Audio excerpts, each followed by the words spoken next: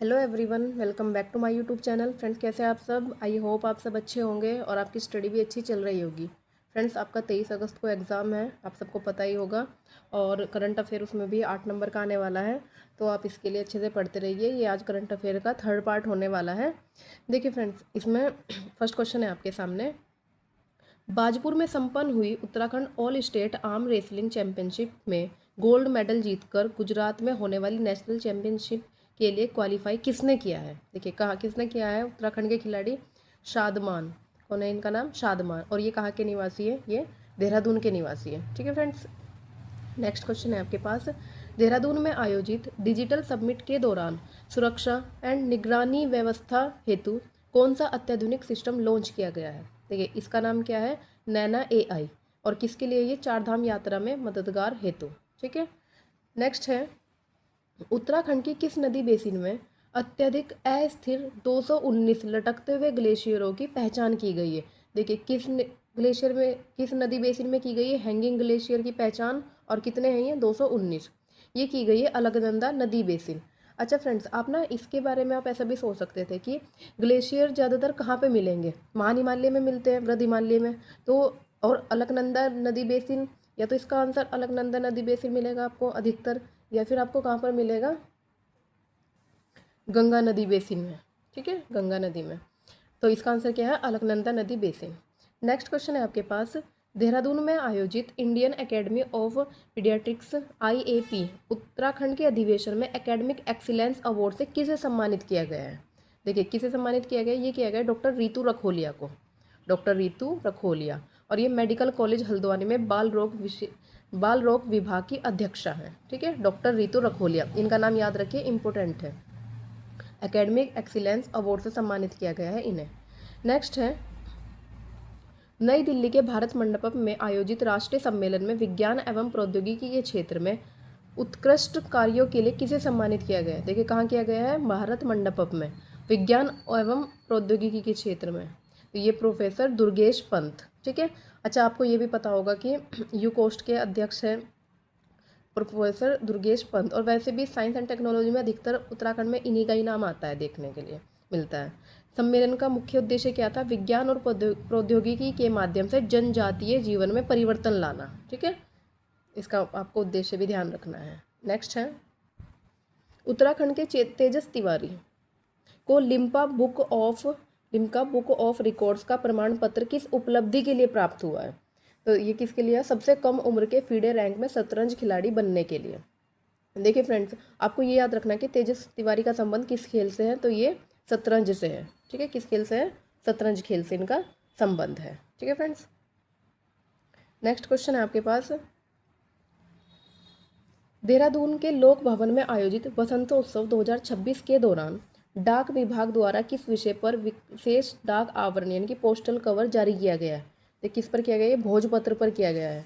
और वसंतोत्सव कब हुआ था? 27 फरवरी से 1 मार्च 2026 में हुआ था।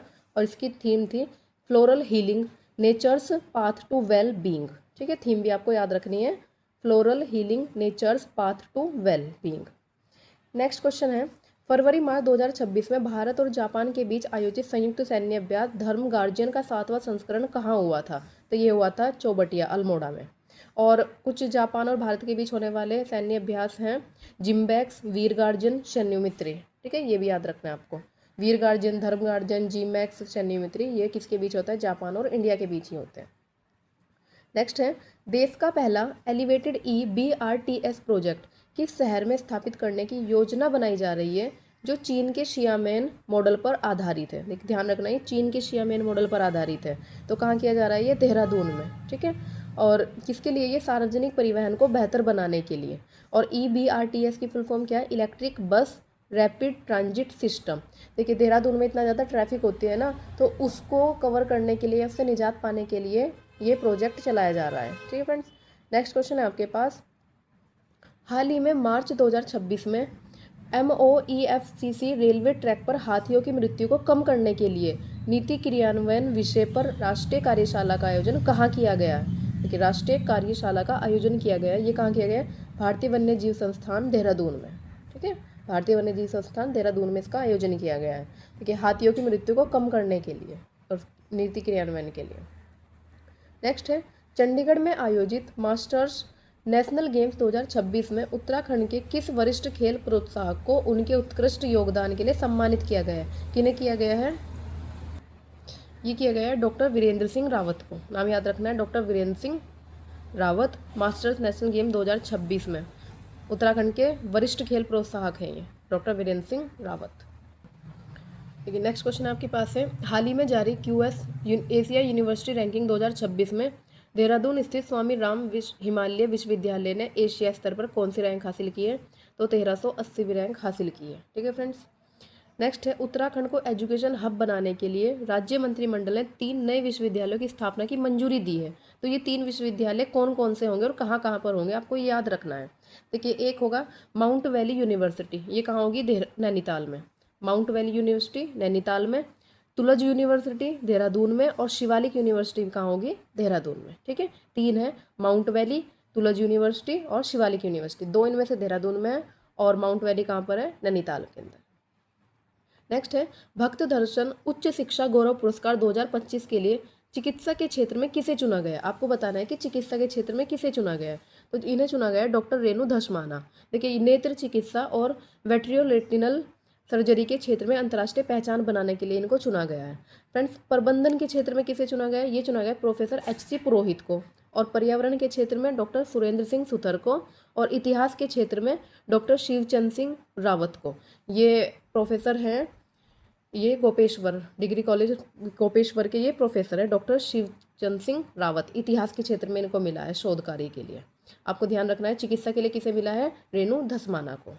नेक्स्ट है, उत्तराखंड सरकार द्वारा मौन पालन नीति, देखिए उत्तराखंड सरकार द्वारा मौन पालन नीति 2026 का कुल प्रस्तावित बजट कितना निर्धारित किया गया? ये किया गया 111 करोड़ रुपए। ठीक है, 111 करोड़ रुपए। नेक्स्ट है, चारधाम यात्रा 2026 के दौरान तीर्थयात्रियों की स्वास्थ्य की रियल टाइम मॉनिटरिंग के लिए किस नए डिजिटल पोर्टल को लागू किया गया है? कौन से नए डिजिटल पोर्टल को लागू किया है? ई स्वास्थ्य धाम पोर्टल। ठीक है, क्या आंसर हो जाएगा इसका? ई स्वास्थ्य धाम पोर्टल। अच्छा, आपको एक कमेंट में आंसर बताना है कि केदारनाथ धाम में एक अब योजना चलाई गई है, तो आपको बताना उस योजना का नाम क्या है, ताकि वहाँ के कूड़ा कचरा या फिर ना फैले, उसके लिए योजना है। मैंने आपको पढ़ाया हुआ भी है, आपको मुझे बताना है। फ्रेंड्स, आप जानते हैं आपका 23 अगस्त को एग्ज़ाम है, और अभी अगर देखे जाए तो लगभग 1.5 महीना आपके पास बचा हुआ है। 1.5 महीना भी नहीं है, पूरा 1 महीना और 22 दिन है। तो आप अच्छे से अपनी प्रैक्टिस कीजिए और टाइपिंग पे भी फोकस कर लेना। 140 नंबर में आपका एग्ज़ाम आएगा और बाकी 60 नंबर की आपके पास टाइपिंग होने वाली है। तो आप अच्छे से पढ़ते रहिए और मिलते हैं हम नेक्स्ट वीडियो में। Thank you so much for watching.